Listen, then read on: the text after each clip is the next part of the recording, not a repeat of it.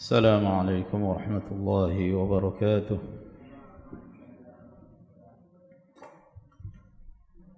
إن الحمد لله نحمده ونستعينه ونستغفره ونعوذ بالله من شرور أنفسنا ومن سيئات أعمالنا. من يهده الله فلا مضل له ومن يضلل فلا هادي له. وأشهد أن لا إله إلا الله وحده لا شريك له وأشهد أن محمدا عبده ورسوله. يا أيها الذين آمنوا اتقوا الله حق تقاته ولا تموتن إلا وأنتم مسلمون. يا أيها الناس اتقوا ربكم الذي خلقكم من نفس واحدة وخلق منها زوجها وبث منهما رجالا كثيرا ونساء واتقوا الله الذي تساءلون به والأرحام إن الله كان عليكم رقيبا.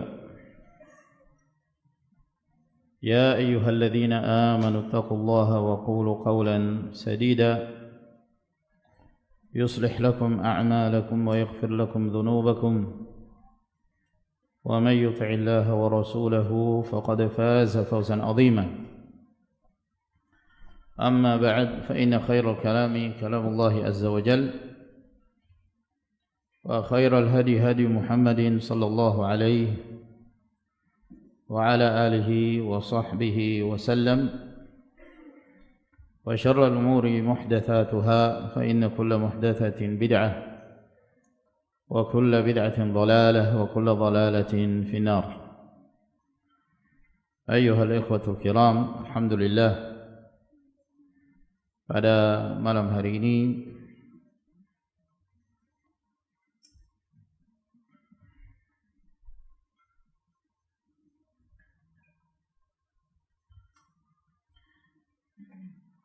kembali kita melanjutkan kajian kita dari pembahasan Kitab Bulughul Maram min Adillatil Ahkam karya Al-Hafidh Ibn Hajar Al-Asqalani Asy-Syafi'i rahmatullahi ta'ala alaihi. Dan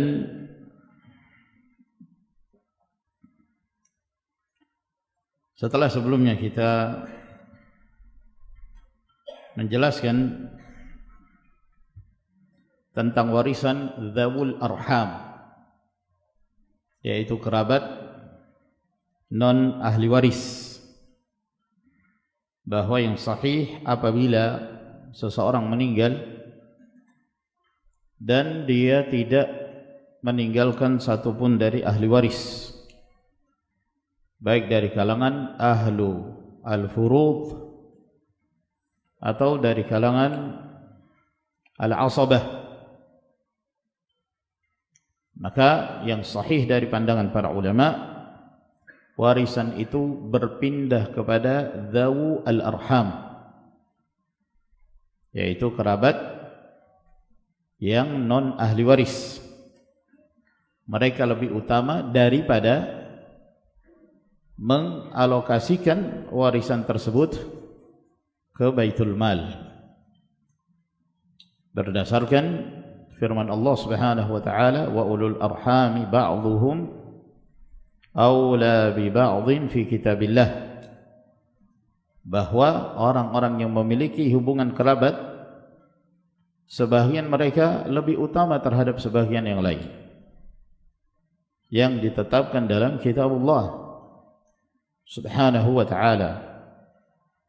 Demikian pula berdasarkan hadis yang telah menjadi pembahasan kita, di mana Al-Hafidh Ibn Hajar menyebutkan dua riwayat, yaitu hadis Al-Miqdam bin Ma'di Karib, demikian pula hadis Abu Umamah bin Sahl radhiyallahu anhuma, bahwa Nabi sallallahu alaihi wasallam bersabda, al-khalu warithu man la waritha lahu, bahwa al-khal, paman dari ibu, adalah ahli waris bagi yang tidak memiliki ahli waris.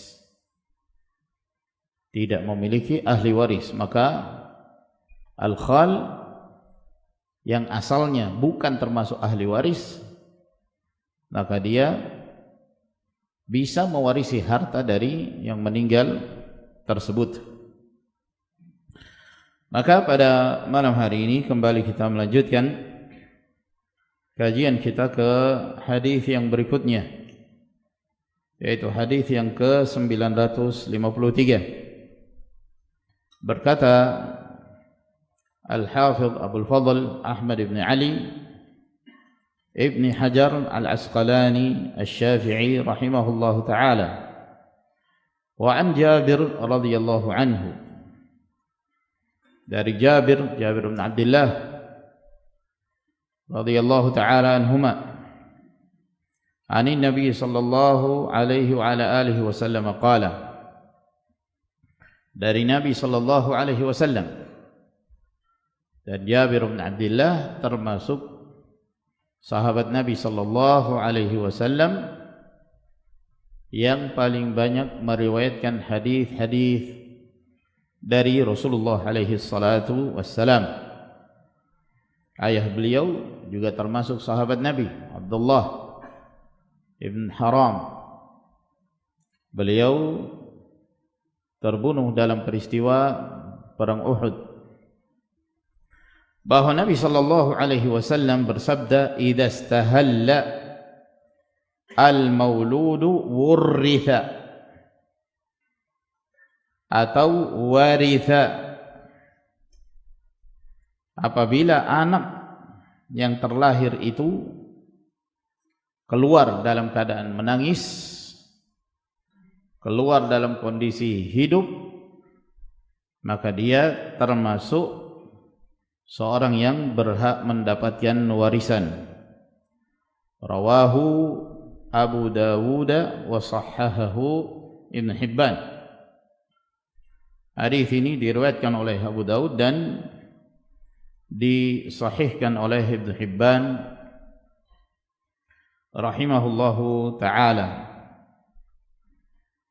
At-Tirmidzi rahimahullah, tatkala beliau menyebutkan hadis ini, bahwa ini termasuk di antara hadis yang terjadi perselisihan di kalangan para ulama di dalam meriwayatkannya. Ada sebagian yang meriwayatkan hadis ini dengan menyandarkannya kepada Nabi sallallahu alaihi wasallam, bahwa ini termasuk sabda Rasul alaihi salatu wassalam. Dan sebahagian lagi mengatakan bahwa ucapan ini bukan dari sabda Nabi, namun dari ucapan sahabat Jabir bin Abdullah, atau biasa disebut mauquf. Mauquf dari ucapan Jabir radhiyallahu ta'ala anhu. Dan At-Tirmidzi rahimahullahu ta'ala, beliau menyebutkan bahwa riwayat mauquf itu lebih kuat daripada riwayat marfu'. Dalam artian menyandarkan ucapan ini kepada Jabir itu lebih kuat daripada mengatakan bahwa hadis ini merupakan hadis Rasulullah sallallahu alaihi wasallam. Demikian pula Ad-Darqutni, Al-Hafidh Ad-Darqutni rahimahullah, beliau lebih menguatkan bahwa riwayat ini itu dari ucapan Jabir, mauquf, bukan dari sabda Nabi sallallahu alaihi wasallam. Demikian pula An-Nasa'i. An-Nasa'i juga sama seperti pendapat At-Tirmidzi, pendapat Ad-Darqutni, yang mengatakan bahwa ini ucapan Jabir radhiyallahu taala anhu. Oleh karena itu sebagian para ulama menghukumi hadis ini penyandarannya kepada Nabi sallallahu alaihi wasallam dihukumi sebagai hadis yang dhaif. Yang sahih bahwa ini dari perkataan Jabir. Ini dari sisi penyandaran ucapan ini. Namun kata para ulama, meskipun ini dari ucapan Jabir radhiyallahu anhu, namun ucapan ini memiliki hukum marfu', yaitu memiliki hukum yang disandarkan kepada Rasulullah sallallahu alaihi wasallam. Karena di sini Jabir radhiyallahu taala anhu menetapkan hukum ini secara syar'i, beliau menyandarkannya kepada hukum syar'i. Dan biasanya hukum-hukum yang seperti ini itu bukanlah semata-mata dari ijtihad atau dari pendapat sahabat secara khusus. Biasanya beliau ketika menyebutkan hal-hal yang seperti ini berkaitan dengan hukum syar'i yang disandarkan kepada Rasulullah sallallahu alaihi wasallam. Dan hadis ini selain diriwayatkan dari Jabir, juga ada riwayat yang lain yang datang dari Ibnu Abbas radhiyallahu taala anhuma. Itu diriwayatkan oleh Ad-Darimi, Ibnu Adi dari hadis Ibnu Abbas bahwa Nabi sallallahu alaihi wasallam bersabda, "Idza istahalla as-sabi wurritha wa sulliya alaihi." Apabila seorang anak keluar dari kandungan ibunya dalam keadaan dia berteriak, dia menangis, maka itu menunjukkan bahwa dia terlahir ke dunia dalam keadaan hidup, sehingga dia berhak mendapatkan warisan dan juga disolati ketika dia sempat keluar menangis kemudian meninggal. Dia sempat keluar dalam keadaan menangis lalu kemudian dia meninggal. Setelah itu maka dia statusnya sebagai manusia yang apabila meninggal setelahnya dia disolati. Oleh karena itu Asy-Syaikh Al-Albani rahimahullah, beliau mengatakan bahwa riwayat Ibnu Abbas ini itu bisa menguatkan riwayat Jabir. Riwayat Ibnu Abbas ini bisa dikuatkan, menguatkan riwayat Jabir meskipun dalam sanadnya ada perawi yang lemah, yaitu Syarik bin Abdullah An-Nakha'i. Dia adalah seorang yang buruk hafalannya. Dia orang yang jujur, namun dalam hal menghafalkan riwayat-riwayat ada keburukan. Ada keburukan dalam menghafal, kadang-kadang keliru.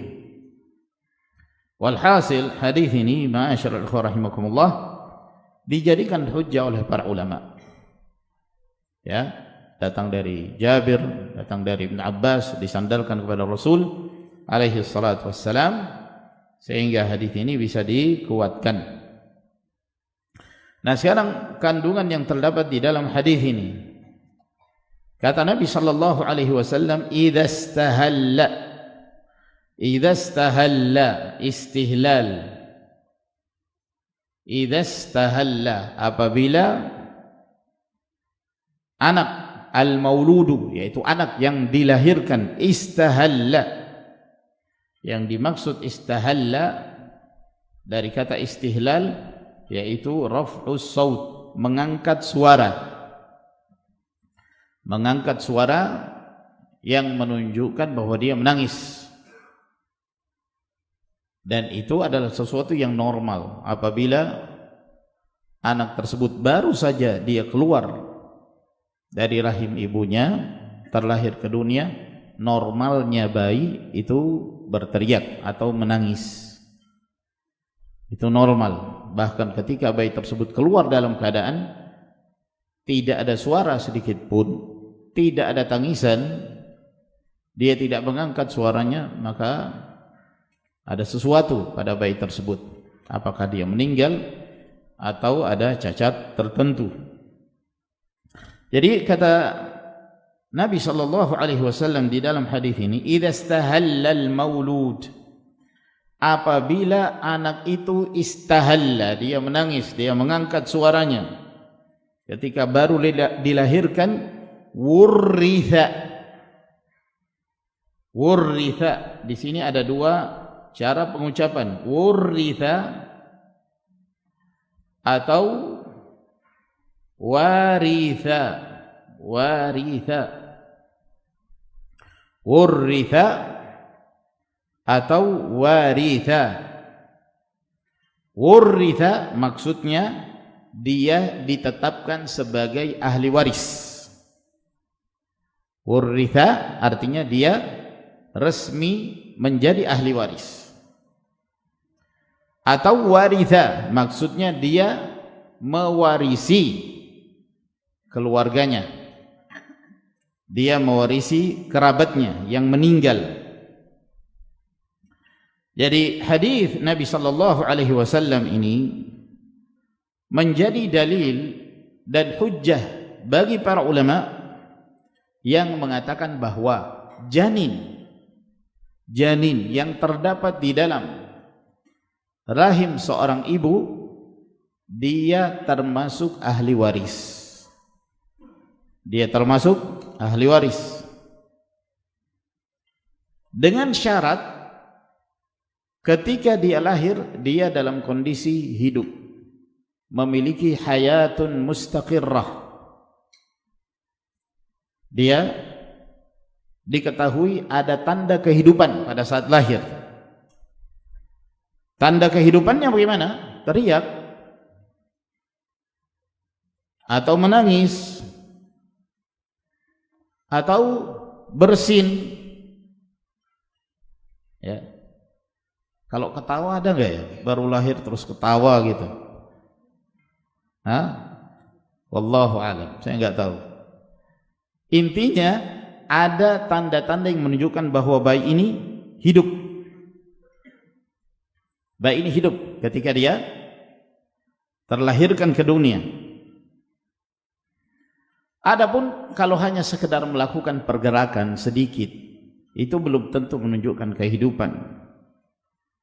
Begitu dia keluar, dia berguncang misalnya, atau melakukan sedikit pergerakan, maka kata para ulama ini tidak teranggap, tidak dikatakan bahwa dia sempat hidup dalam kehidupan dunia.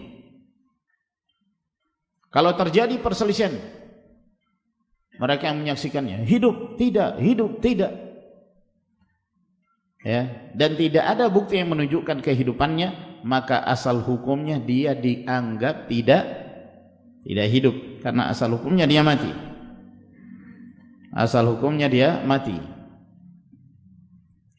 Oleh karena itu, ma'asyiral ikhwah rahimakumullah, ya, ketika ada seseorang dari kerabat yang dalam keadaan hamil, seorang wanita yang dalam keadaan hamil, berarti yang berstatus sebagai janin, itu ada harapan menjadi ahli waris. Ada harapan menjadi ahli waris. Ini kaitannya dengan warisan janin. Ya, untuk rincian tentang permasalahan ini itu ada pembahasan tersendiri panjang, ya. Kalau kita ingin merinci pembagian warisannya untuk janin, bagaimana cara membagi warisan untuk janin tersebut, itu ada rinciannya. Tidak bisa dipelajari di pertemuan kita ini. Seseorang harus belajar khusus ilmu warisan, karena dia harus mempelajari dasar-dasarnya terlebih dahulu, cara perhitungannya, sampai kemudian ke pembahasan tentang warisan janin. Saya beri contoh. Ada seorang yang MD meninggal dunia dan dia meninggalkan seorang istri. Istri, kita kasih zaujah. Zaujah. Dia meninggalkan istri, ya. Ini pertama. Kemudian dia juga meninggalkan ibu. Nah, dan istrinya dalam keadaan hamil. Berarti di sini ada janin. Berarti ada janin. Ya. Asal hukumnya kalau kita tidak melihat kepada janin, maka zaujah ini dapat berapa? Saya tambah lagi satu, paman. Paman, am, ya. Zaujah dapat berapa? Hah? Hah? 1/4. Kenapa 1/4? Karena tidak punya anak. Lah itu hamil dia.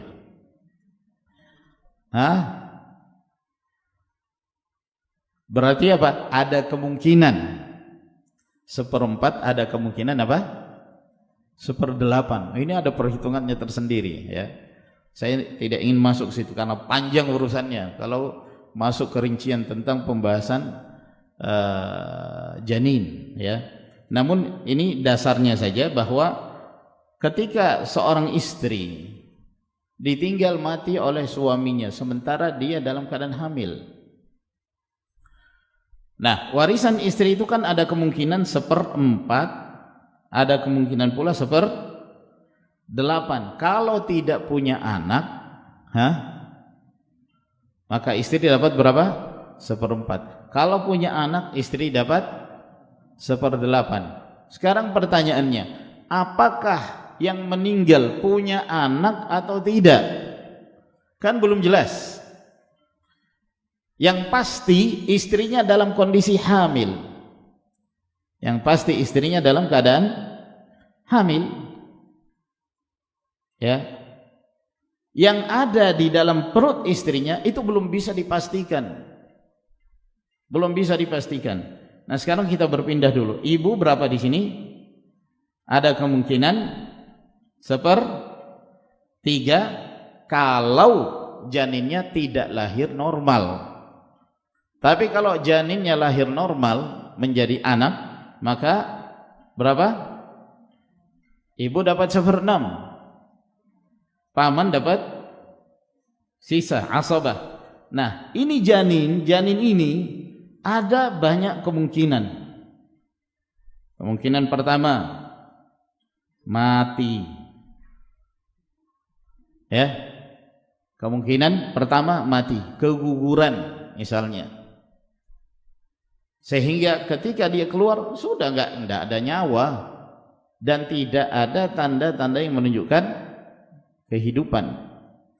Sehingga apabila dia dianggap mati, berarti dia dianggap tidak ada. Dianggap tidak ada. Sehingga kalau dia dianggap tidak ada, maka istri dapat berapa? 1/4. Ibu dapat berapa? 1/3. Paman sisa. Kan gitu. Kemungkinan kedua, hidup.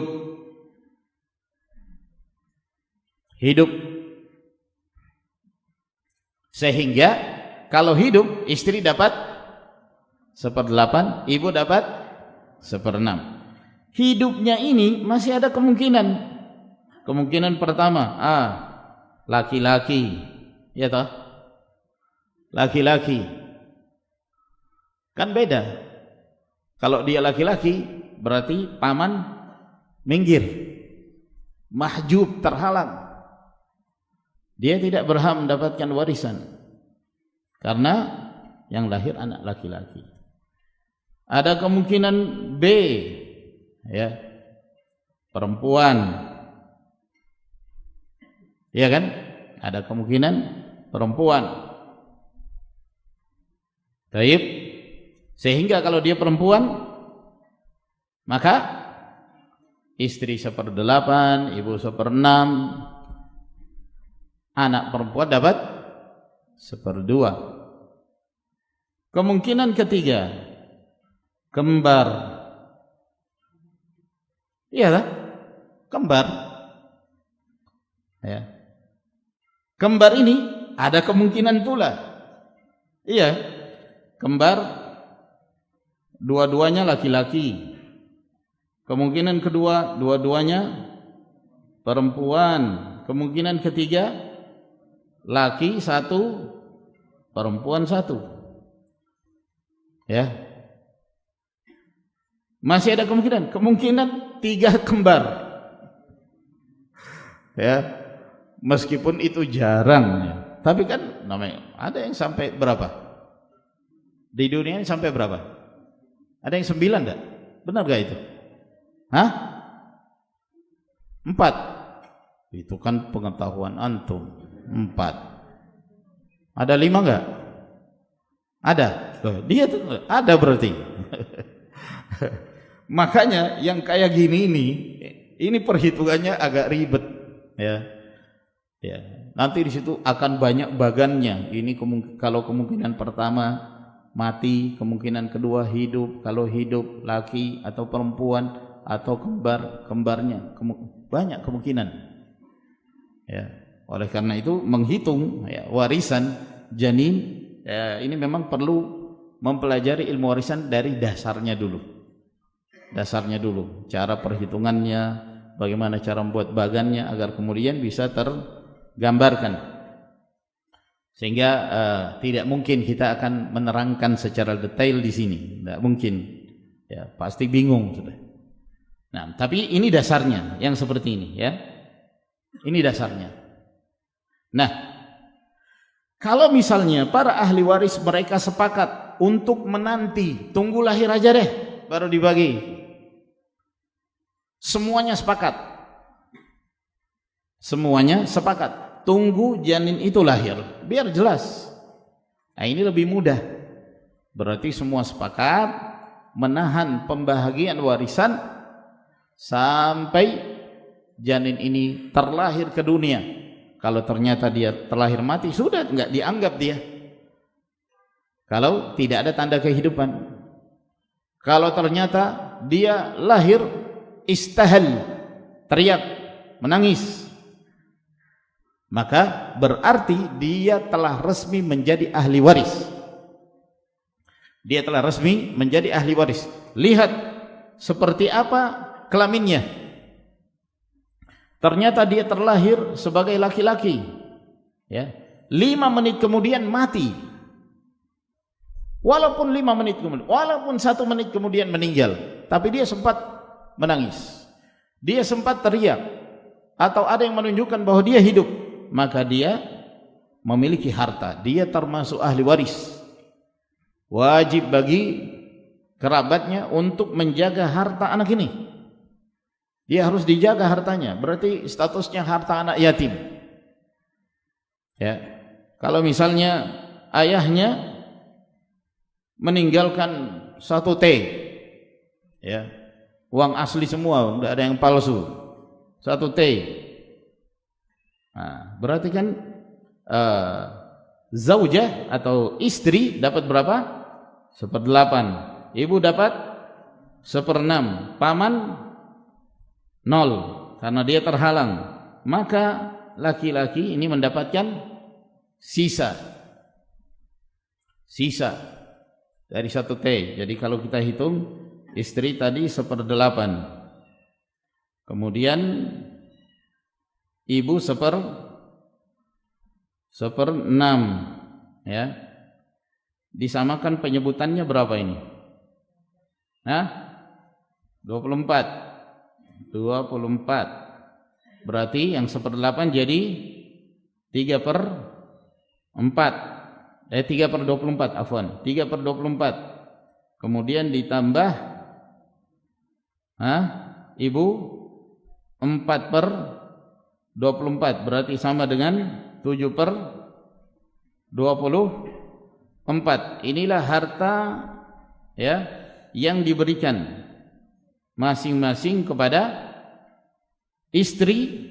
Istri dapat 3/24, ibu dapat 4/24, jadi harta dibagi 24, sisanya berapa? Berapa? 17 ya? Iya. Berarti sisanya 17/24 ini untuk apa? Anak laki-laki tersebut. Terbanyak dia. Dia terbanyak mendapatkan warisan. Kalau ternyata yang lahir adalah anak perempuan, ya berarti sama aja tadi.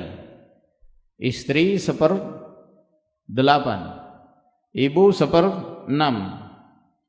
Jadi 3/24 tambah 4/24. Anak berapa? Anak perempuan 1/2. Kalau di 24 kan berapa? 12 per berapa? 24. Jadi semuanya berapa ini? 7 ya, 19/24. Sisanya berapa? Sisa 5/24. Ini untuk siapa? Yang di atas? Paman. Nah, ini untuk paman. Ini kalau sepakat, mereka sepakat untuk menunda pembagian warisan, tunggu sampai janinnya lahir. Nah, itu lebih mudah. Tapi kalau enggak, kita harus segera bagi. Ya, yang ini butuh uang, yang sana juga butuh uang, harus segera bagi. Asal hukumnya warisan itu harus segera dibagi, kecuali apabila mereka sepakat untuk menundanya. Kapan ada yang meminta harus segera bagi, ya itu hak dia, harus segera dibagi. Nah, itulah yang agak ribet nanti penjelasannya. Ada bagan-bagannya, penjelasannya dengan adanya kemungkinan-kemungkinan yang kita sebutkan tadi. Ada kemungkinan mati, ada kemungkinan hidup, ada kemungkinan kembar, kembarnya kembar duanya laki-laki, ada kembar 2 perempuan, macam-macam. Yang itu memiliki pengaruh dalam pembagian warisan. Saya kira cukup sampai di sini insyaallah kaitannya dengan warisan janin. Sekarang kita masuk ke hadis yang berikutnya, hadis yang ke-954. Wa an Amr bin Shu'aib, dan dari Amr bin Shu'aib, an abihi, dari ayahnya, an jaddihi, dari kakeknya, dari kakeknya.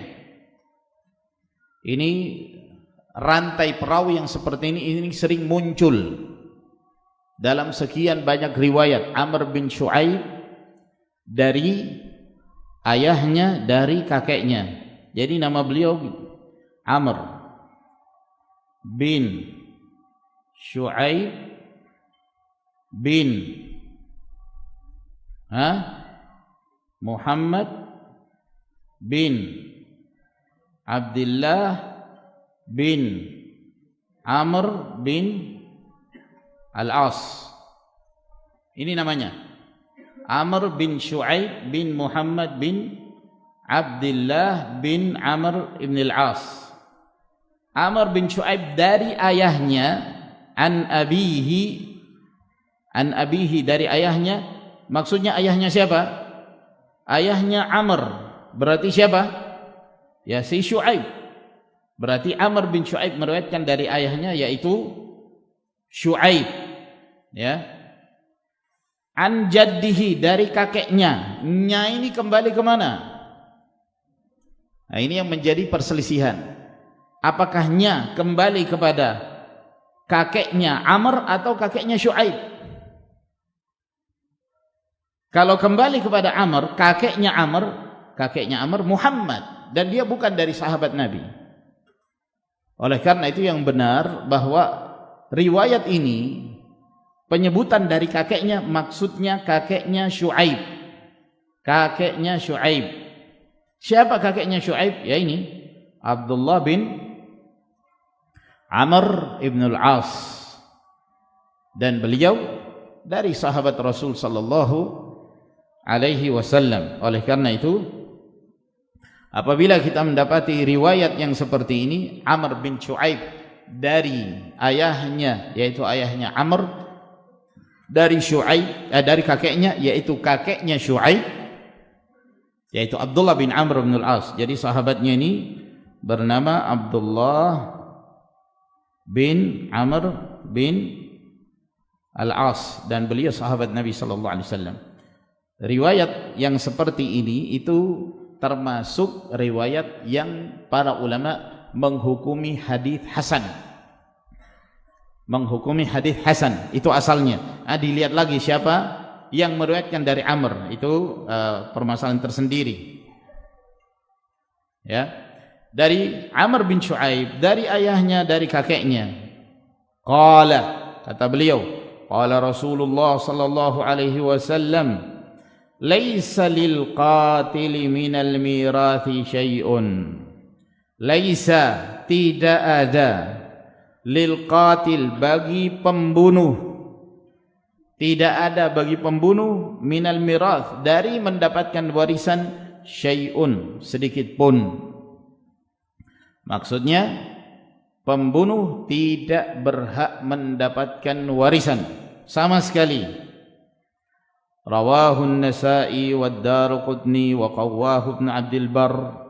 Hadis ini diriwayatkan oleh An-Nasa'i, Ad-Daruqutni, dan dikuatkan oleh Ibn Abdul Barr, wa a'allahu An-Nasa'i, dan An-Nasa'i melemahkan riwayat ini, menyebutkan ada cacatnya. Was-shawabu waqfuhu ala Umar, dan yang benar bahwa hadis ini mauquf, yaitu dari perkataan Umar. Kalau itu riwayat dari Umar bin Khattab radhiyallahu taala anhu. Baik. Walhasil para ulama mereka berselisih di dalam menghukumi hadis ini. Karena di dalam sanad hadis ini ada kelemahan. Ismail bin Iyyash, dia meriwayatkan hadis ini dari selain orang-orang Syam, dan para ulama melemahkan riwayatnya. Namun hadis ini ada penguat-penguat dari jalur yang lain, dan hadis ini hadis yang masyhur dan kandungannya diamalkan oleh para ulama. Kandungannya diamalkan oleh para ulama. Baik. Kita sudah pernah menerangkan sebelumnya hal-hal yang berkaitan dengan pencegah seseorang dari mendapatkan warisan. Ada berapa? Yang disebut mawani'u al-irth, hal-hal yang mencegah seseorang dari mendapatkan warisan. Yang pertama apa? Apa? Beda agama. Nah, kufur. Beda agama. Kedua? Pembunuhan. Nah, ini hadisnya. Yang ketiga, status sebagai budak, bukan orang yang merdeka. Nah, kaitannya dengan pembunuhan, ya, para ulama sepakat tidak ada perselisihan. Tidak ada perselisihan di kalangan para ulama bahwa pembunuh menyebabkan dia tidak berhak mendapatkan warisan. Seorang anak, ayahnya orang kaya raya tapi pelit kepada anaknya. Anaknya ini sampai enggak sabaran kapan bapaknya mati. Ya. Berdoa enggak mati-mati juga. Sudah diumpat-umpat enggak mati-mati juga. Ayahnya sakit enggak kasih obat, sembuh sendiri. Akhirnya dia ingin mempercepat. Ingin memanfaatkan harta ayahnya. Dia anak laki-laki lagi. Biasanya ya hartanya paling banyak, dia mendapatkan warisan. Akhirnya dia melakukan cara untuk membunuh ayahnya tersebut. Dengan racun kah? Atau dengan menyewa orang yang kemudian diketahui bahwa anaknya lah yang memerintahkan untuk membunuhnya. Nah, setelah dia membunuh, dia ingin mendapatkan warisan, ketahuan bahwa dia pembunuh, maka dia tidak boleh mendapatkan warisan.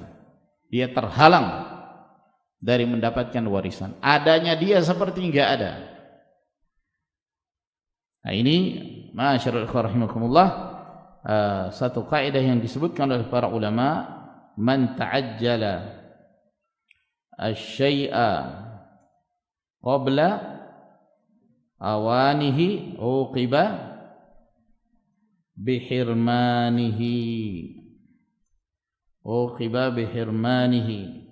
Barang siapa yang ingin terburu-buru untuk meraih sesuatu tanpa atau sebelum waktunya, qabla awanihi, sebelum waktunya, maka dia diberi hukum,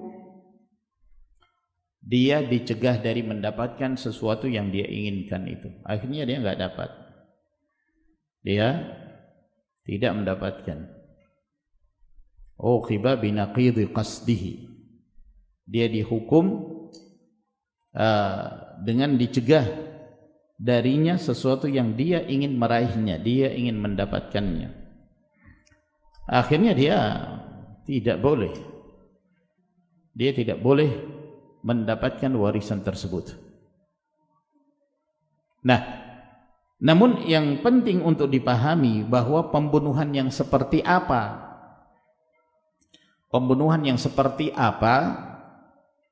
yang menyebabkan seseorang itu tidak berhak mendapatkan warisan.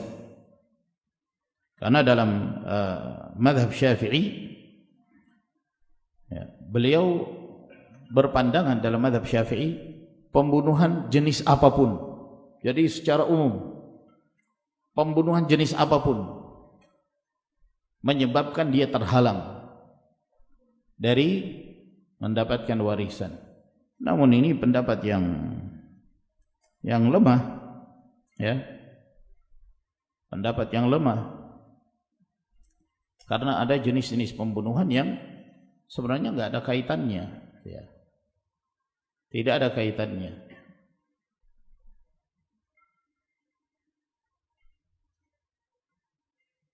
Misalnya seseorang, dia diangkat oleh pemerintah menjadi algojo kisos, dia jadi algojonya. Siapa yang membunuh maka dikisos. Yang mengkisos kebetulan anaknya, misalnya anaknya mengkisos ayahnya sendiri, ya, dia sebagai algojonya. Apakah dengan sebab itu dia terhalangi dari mendapatkan warisan? Pendapat yang sahih tidak.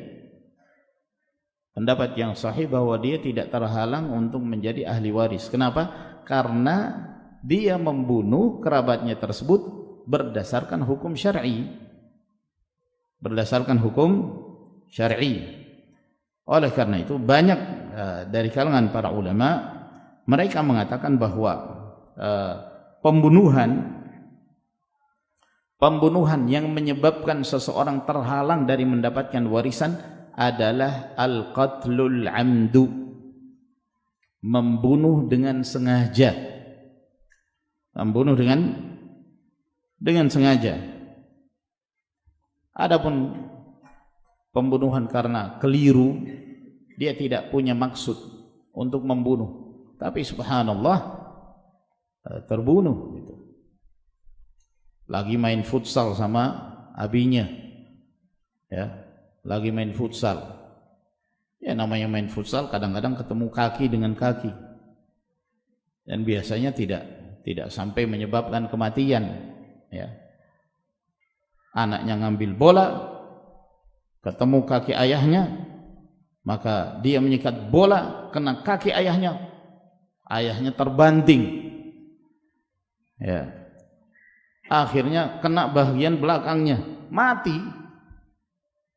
Ini contoh, ya, gak usah takut main futsal, contoh saja, ya. Dia tidak ada keinginan untuk membunuhnya, dan tidak ada indikasi bahwa dia melakukan itu dengan kesengajaan, murni kekeliruan. Kata para ulama, yang seperti ini tidaklah menjadi penghalang anak tersebut untuk tetap mendapatkan warisan, karena pembunuhan di sini bukan kesengajaan, ada kekeliruan. Ada kekeliruan. Anaknya menggali sumur. Anaknya menggali sumur, sudah digali, ya. Lalu satu ketika ayahnya lewat, dia nggak tahu, jatuhlah dia di sumur itu, mati. Tidak ada unsur kesengajaan, murni kekeliruan. Maka pendapat yang sahih dari para ulama bahwa yang demikian tidaklah menjadi penghalang bagi sang anak untuk mendapatkan warisan. Jadi yang menyebabkan anak tersebut terhalangi untuk mendapatkan warisan ketika ada indikasi yang menunjukkan bahwa anak ini melakukan pembunuhan terhadap kerabatnya dengan kesengajaan. Dan ini madhab dari Al-Malikiyah dan diriwayatkan dari sebagian sahabat Nabi sallallahu alaihi wasallam dan sebagian tabi'in. Pendapat ini yang dikuatkan oleh Al-Qurtubi, Ibn Al-Mundhir, Ibn Uthaymin, Ibn Qayyim dan yang lainnya. Saya kira ini ma'asyara al-ikhwah rahimakumullah yang menjadi pembahasan kita, semoga memberi manfaat kepada kita sekalian. Wa sallallahu ala nabiyyina Muhammad wa ala alihi wa sahbihi wa sallama tasliman katsira. Wassalamu alaikum warahmatullahi wabarakatuh.